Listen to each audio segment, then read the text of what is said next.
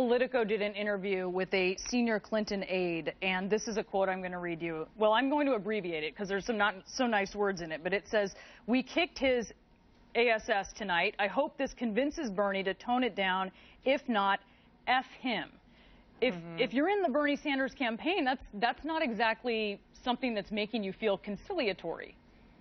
Well, first of all, nobody that I know who is actually part of the campaign officially said that. So, and it is not hard. You could, trip over somebody who would consider themselves in the Clinton orbit here in Washington. So let's take that for what it is. You're saying you don't think it was someone with the campaign, even though it says senior Clinton aide?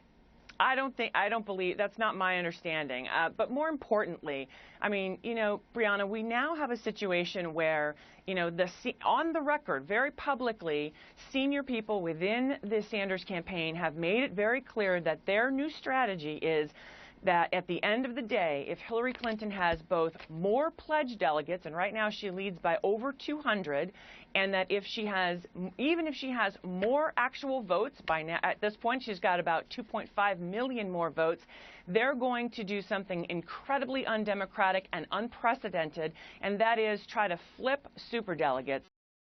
And I thought it was really interesting that you had even Move On, one of the most liberal, groups on the progressive side, which has endorsed Bernie Sanders, but has also said that if Hillary Clinton ends up with the most delegates, she should be the nominee. I think they believe and are uncomfortable with, as many of us are, the idea that you would overturn the will of the people. And if the majority of the people both have exercised their voice through the pledged delegates and through their actual votes, it would be unprecedented. It also would be, I think one of the things that the Sanders camp has to think about is that really the legacy that he wants to leave this race when that time comes? I mean, Hillary Clinton already has an unprecedented lead, and their calculations seem to neglect to mention the fact that she too will continue to accrue votes and delegates.